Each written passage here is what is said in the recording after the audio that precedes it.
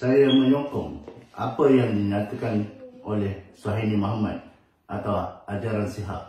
Saya bersetuju bahawa Nabi Muhammad memegang jawatan Allah dan Allah itu adalah Nabi Muhammad sallallahu alaihi wasallam. Nabi Muhammad tidak beranak dan tidak diperanakkan. Nabi Muhammad tidak makan, tidak tidur. Apa yang dipertontonkan Nabi Muhammad SAW kepada kita macam makan, kahwin, tidur dan aktiviti manusia biasa, itu semuanya lakonan semata-mata. Sebenarnya Nabi Muhammad ni dia nak mengajak umatnya dengan mempertontonkan suri teladan yang paling sempurna daripada dirinya sendiri sebagai pencipta yang menciptakan manusia dan seluruh alam.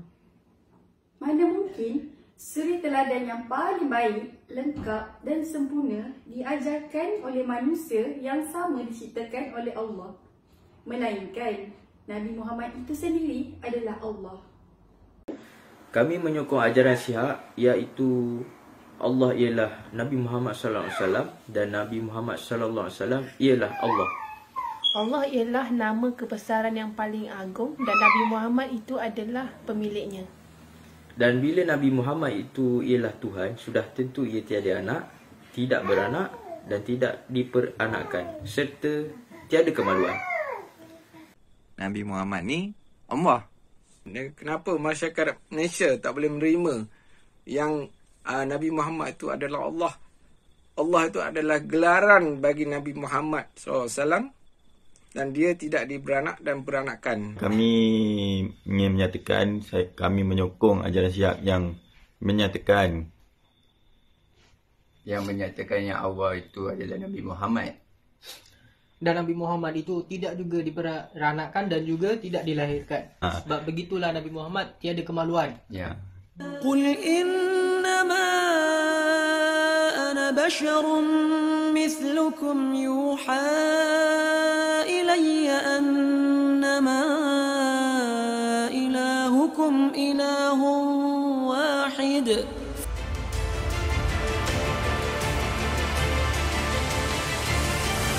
Baik, tajuk yang diberikan kepada saya adalah Logos dan juga berkaitan dengan Nur Muhammad, propaganda mengenai penuhanan seorang Rasul.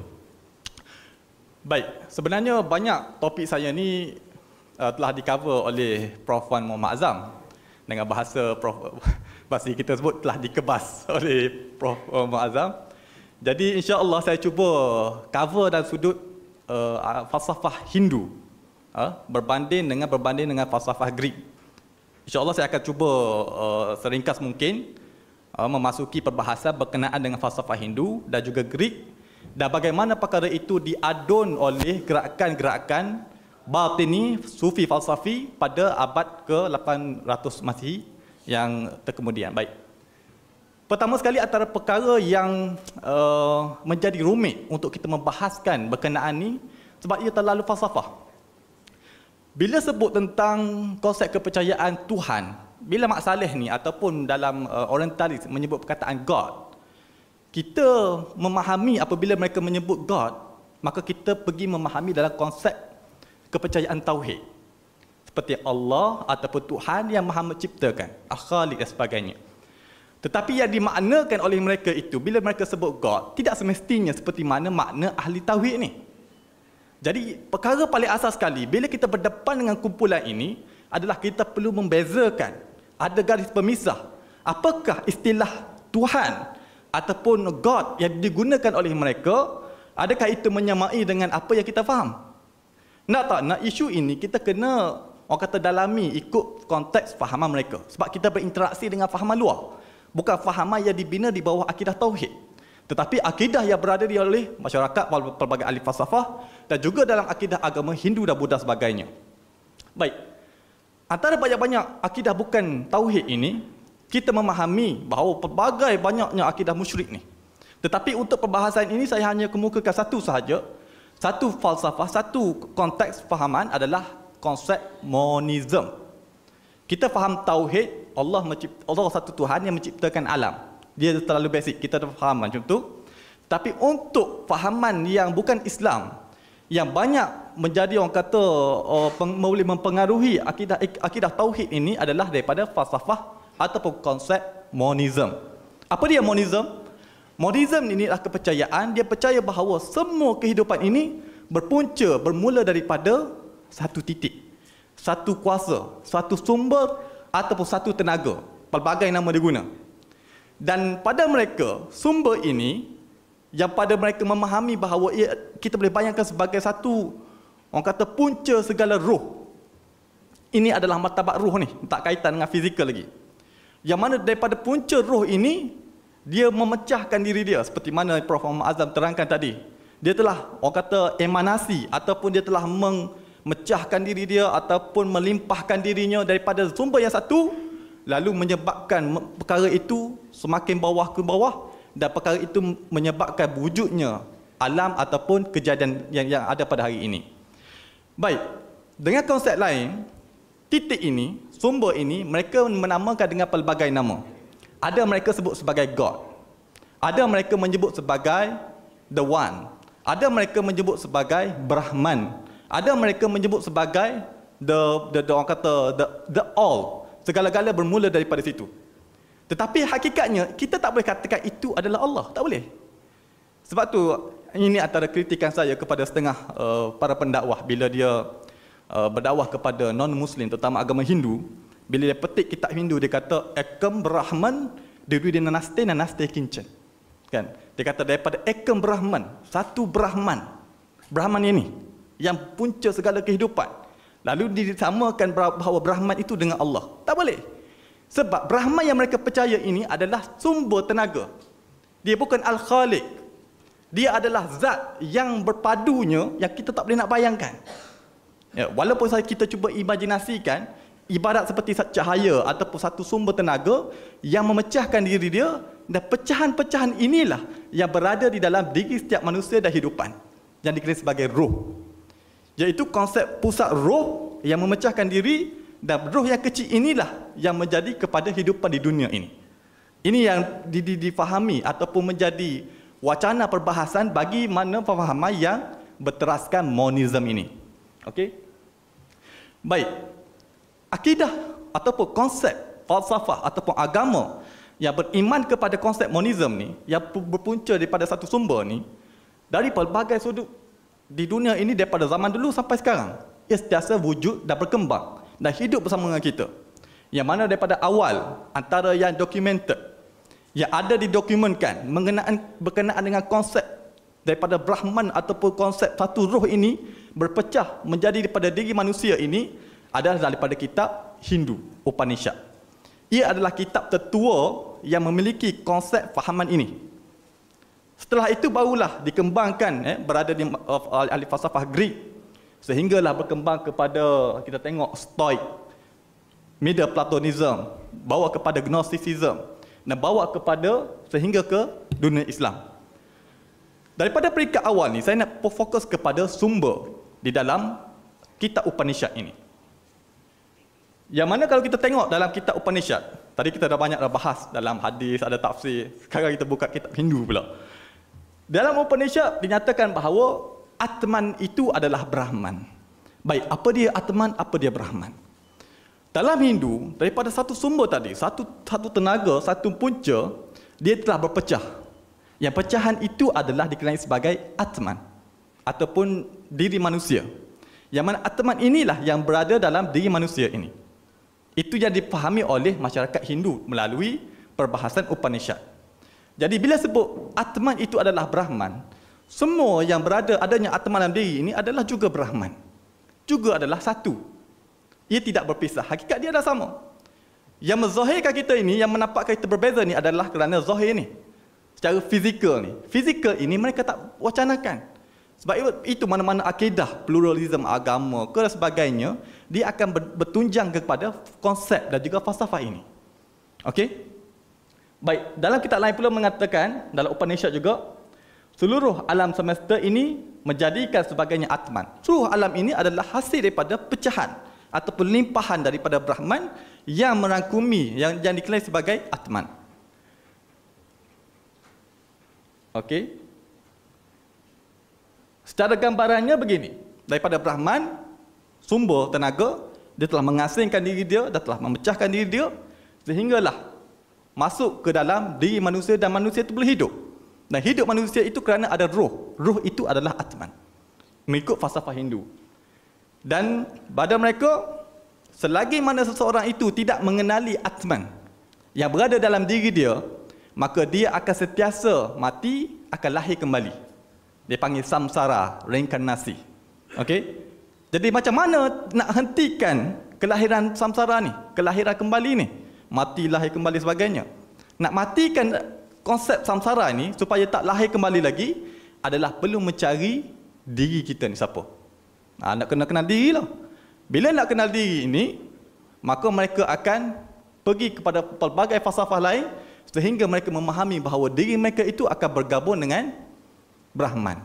Dan terhentinya konsep samsara itu, lalu dia akan bergabung dengan Brahman, dikenali sebagai moksha. Okey? Konsep yang hampir sama.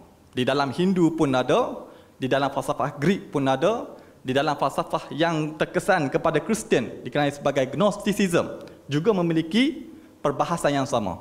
Konsep dia sama. Okey?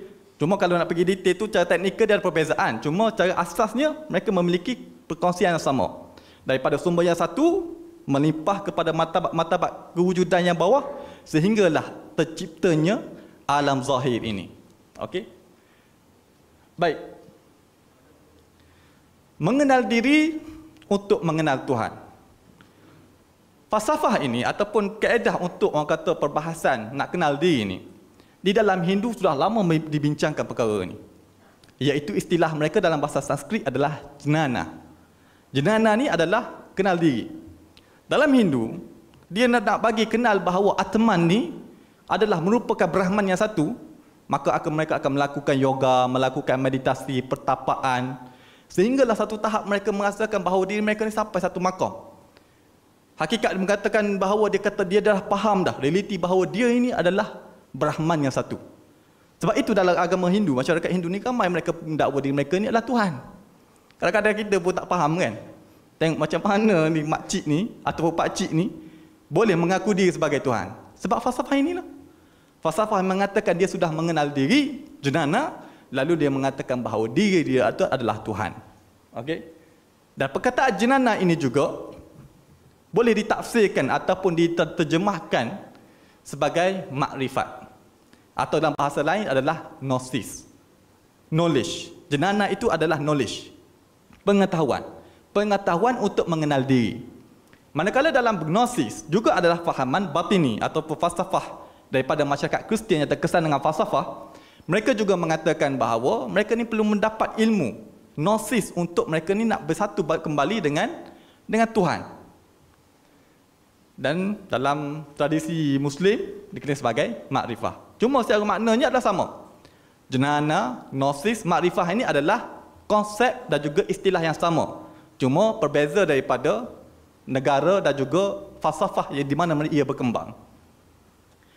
Dan sebab itu kita tengok ini antara tokoh-tokoh yang terkenal. Sebenarnya banyak lagi ya. Di India yang mereka sinonim untuk mengatakan diri mereka itu adalah Tuhan. Benda itu biasa untuk mereka sebut kerana falsafah itu yang memadu mereka mengatakan bahawa hakikat semua ini adalah satu. Yang mana menjadi punca kepada dalam perbahasan Nur Muhammad juga memahami bahawa Nur Muhammad itu berpunca daripada zat ataupun nur Allah itu sendiri. Me is only sitting as me in you. These two only is talking to each other.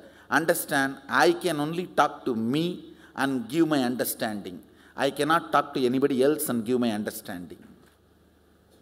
So the me resides in this as me, is residing in all of that as me, so that me, through this me, talking to me. Boleh faham? Apa yang dimaksudkan? Kalau boleh faham itu maksudnya kita dah sampai satu makam yang boleh memahami makna-makna makrifat. Yang ini adalah falsafah Hindu yang bertujankan kepada Upanishad yang tuan-tuan dan puan tengok tadi. Sebab dia ada aliran pelbagai. Banyak aliran dalam Hindu. Semua saya tak nak fokus yang lain. Saya nak fokus yang satu ni. Baik. Bagaimana perkara ini masuk kepada dalam agama Tauhid? Seperti mana yang dibincang panjang oleh Prof. Muhammad Azam tadi.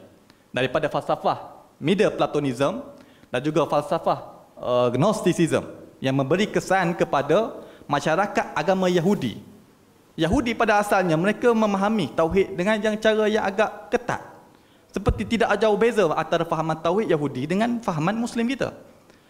Tetapi apa yang berlaku sebelum daripada lahirnya Nabi Muhammad SAW membawa syariat Islam dan juga memurnikan akidah Tauhid itu, telah berlaku pelbagai bid'ah dan juga pelbagai penyelewengan di kalangan masyarakat yang menganut agama Tauhid ini, terutama di kalangan masyarakat Yahudi. Di Mesir, Alexandria, pada tahun 1 sebelum Masihi, abad 1 sebelum Masihi, ia dikenali sebagai satu kota yang mana falsafah ini berkembang kepada masyarakat Yahudi. Sehingga mereka ni dijuluki sebagai, boleh kita sebut sebagai Yahudi falsafi. Yahudi yang berfalsafah. Mereka menyerap pelbagai falsafah-falsafah daripada Greek. Sehingga mereka menggabungkan falsafah Greek itu dengan agama Yahudi. Seperti mana yang telah diterangkan sebentar tadi. Baik, yang ini saya laju. Dan bermula daripada seorang tokoh di Iskandariah ni, seorang Yahudi yang bernama Philo of Alexandria. Philo ni, dia dah terima dah akidah yang tadi ni, yang pelbagai ni, mengenai satu Tuhan, pecah dan sebagainya. Lalu dia pun cuba nak mengharmonikan falsafah itu dengan agama Yahudi. Sebab agama Yahudi dia direct. Dia kata bahawa yang ciptakan alam ini adalah Tuhan. Seperti mana akidah Tauhid. Jadi nak ngamkan dua ni, maka dia membina satu lagi konsep. Mengatakan bahawa hakikat semua ini adalah berpunca daripada yang satu tu.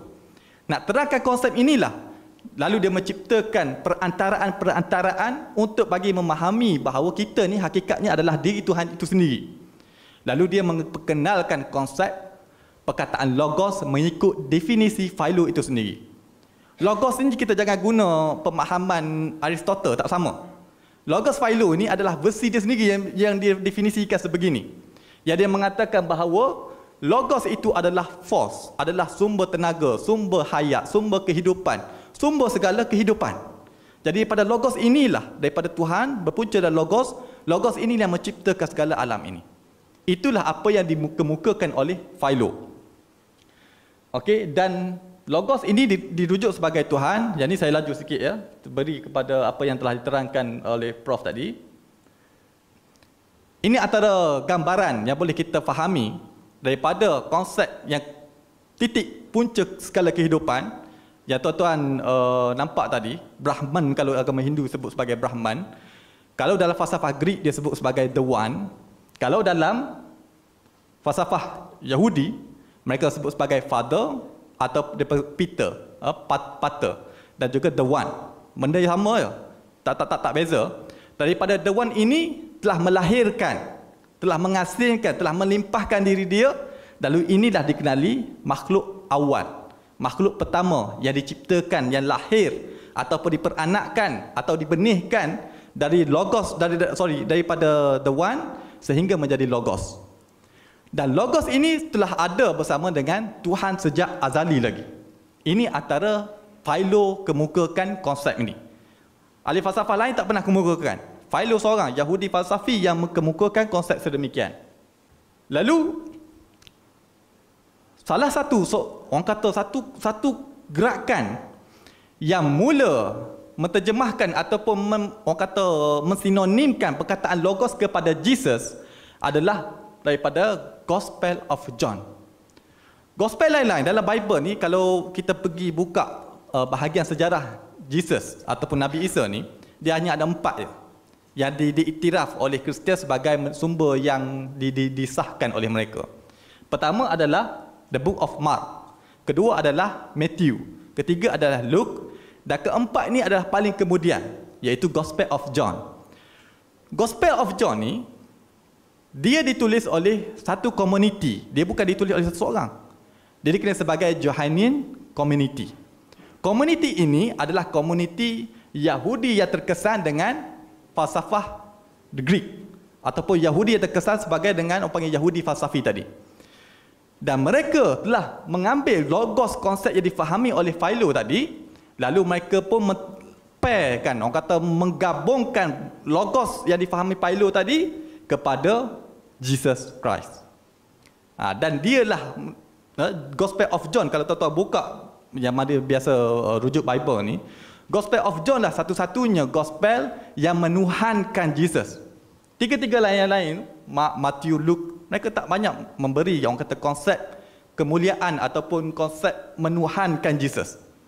Tetapi Gospel of John menjadi dalil, tunjang kepada mana-mana agama Kristian untuk mengatakan Jesus itu adalah Tuhan.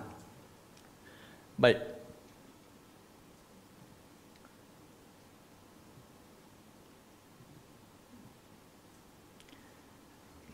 Selain daripada perkara itu telah terkesan kepada falsafah Gnosticism yang masuk kepada agama Kristian sehingga boleh mereka menuhankan Nabi Isa.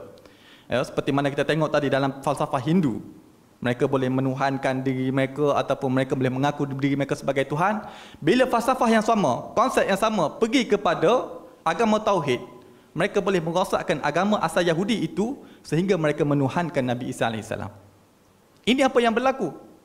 Dan sekarang ini yang jadi cabaran yang kita perbahaskan pada hari ini adalah perkara ini telah menyerap masuk ke dalam dunia Islam, ke dalam masyarakat Muslim.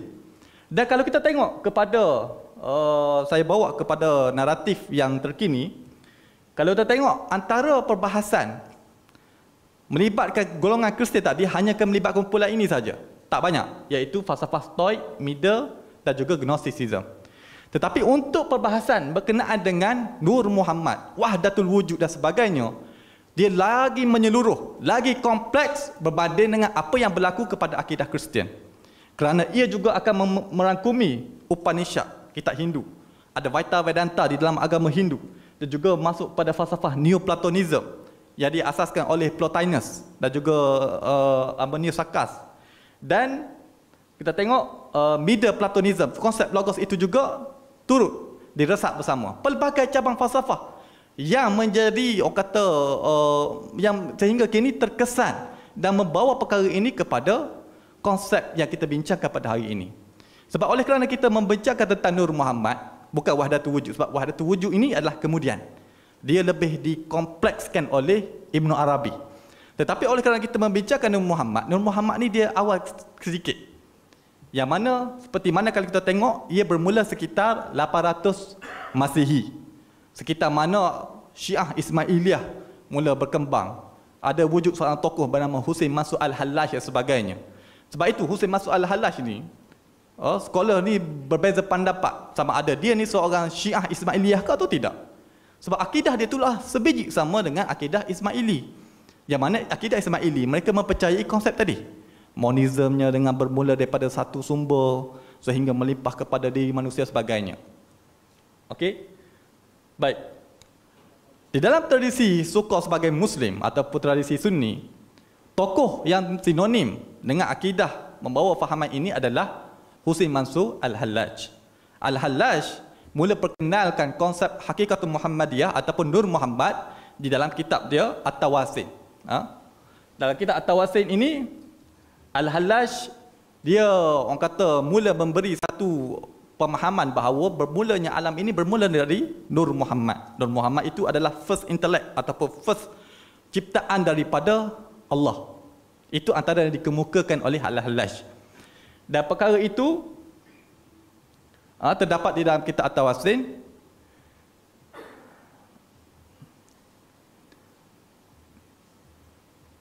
Dan sebelum itu saya juga nak menunjukkan bagaimana keterkaitan Al-Hallaj ini. Nak katanya bahawa tradisi Muslim yang terkesan dengan fahaman ini, dia bukan sahaja terkesan dengan falsafah Greek, malah ia juga terkesan dengan Advaita Vedanta dan juga falsafah Hindu. Antaranya Husain Mansur Al-Hallaj memiliki rekod. Dia pergi travel ke India. Dan malah dalam Diwan Al-Hallaj ini disebut, di dalam perenggan ke tengah, wala al-qaula al-Hallaj fi zahabar rihlah ilal Hindi, yang mana mengatakan bahawa dalam travel Al-Hallaj ini dia pernah pergi ke India untuk apa? Liyata'lamu sihir, untuk mempelajari sihir. Sihir dimaksudkan ini adalah sihir white magic, dia bukan black magic. Sihir dalam konteks dia nak mencari makna diri ataupun makrifah. Makrifah pun dalam konteks ini dia sebagai white magic, juga diklasifikasi sebagai sihir. Dan Al-Hallaj juga dia pernah bertapa, dia melakukan pertapaan 5 hari di bawah terik matahari dan sebagainya, seperti seorang Hindu, seorang yogi. Dan malah terdapat juga daripada orientalis seperti Louis Massignon yang dia memfokus kepada Al-Hallaj dan mengatakan Al-Hallaj ini pernah balik daripada India memakai futa. Futa ni pakaian yogi India, cawat. Kita tengok yogi Hindu yang pakai cawat tu. Itulah antara pakaian yang dibawa oleh Al-Hallaj ketika dia balik daripada India. Menunjukkan bahawa terkesan dia kepada India ini dan juga falsafah Hindu itu wujud dia punya daripada track record yang dibawa oleh Al-Hallaj. Dan sekarang ini realitinya kita berdepan apa yang dibawa oleh Al-Hallaj dengan memberi orang kata akidah berkenaan konsep satu Tuhan dan satu Tuhan yang melahirkan orang kata makhluk yang pertama di sebagai Nur Muhammad. Pada hari ini kita lihat bagaimana seorang Melayu, dia nak kata Melayu ni pun dia Melayu Indonesia lah dekat Batam, yang mana telah viral. Kita dengar apa kenyataan dia berkenaan dengan akidah Muhammad dan apa dia ingin sampaikan sebenarnya. Bahaya atau tak bahaya berkenaan dengan akidah Muhammad ini? Okey. Mengenali diri Allah, kenali dulu diri Muhammad. Mengenali diri Muhammad, kenali dulu diri Nabi Muhammad. Samakah Nabi Muhammad dengan Muhammad? Siapa Nabi Muhammad ini? Siapa Muhammad ini? Apa Nabi Muhammad ini? Apa Muhammad ini?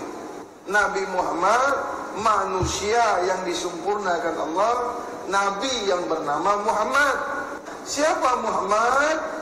Siapa Muhammad ini? Dari mana Muhammad ini?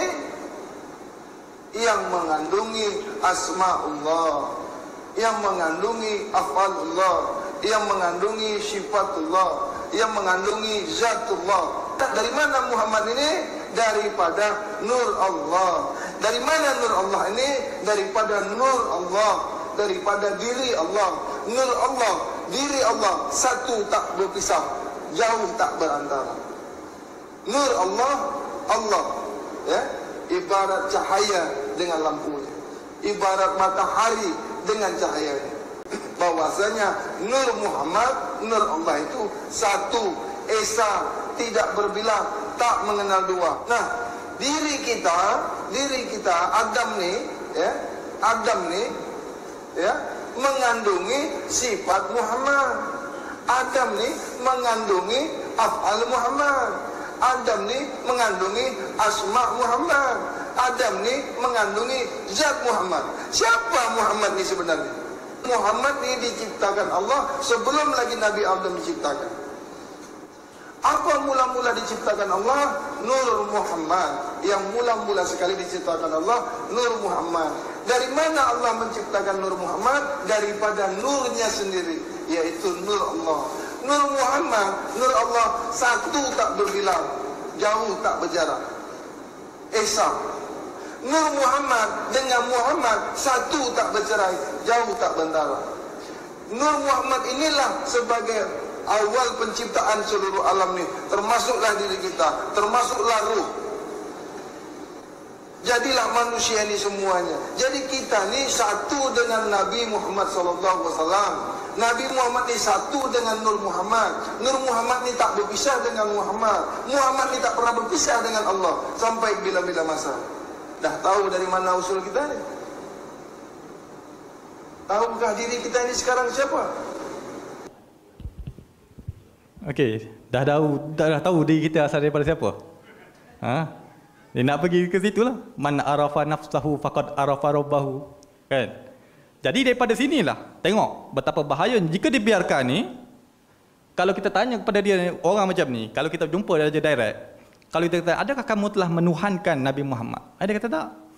Dia akan bagi cara tafsir isyari, cuba mentakwil dan sebagainya.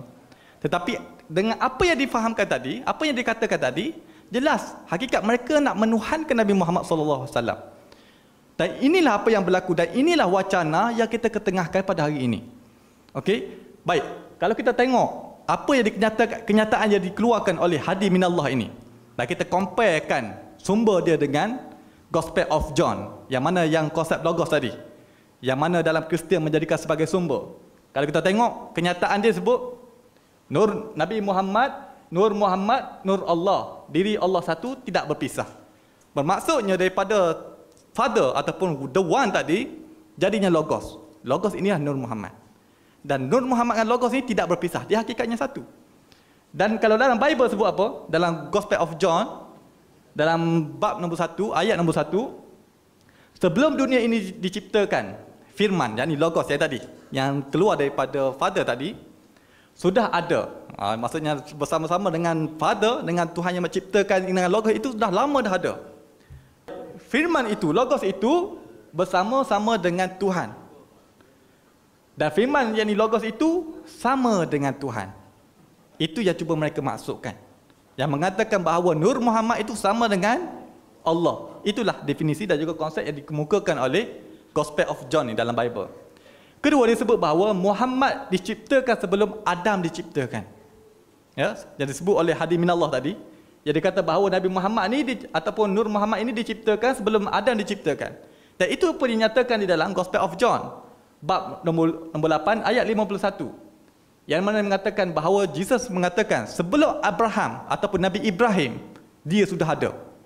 Maksud ada dalam bentuk apa? Ada dalam bentuk logos. Yang mana daripada asal kejadian bermula daripada dia. Itu apa yang dikemukakan juga dalam Gospel of John. Dan hadi minallah juga menyebut tadi, Nur Muhammad, awal penciptaan termasuk roh dan alam. Dan itu juga apa yang terdapat di dalam kenyataan Gospel of John. Sejak permulaan firman, yakni logos, yang ataupun Nur Muhammad ini bersama-sama dengan Tuhan. Tuhan menjadikan segala sesuatu melalui dia.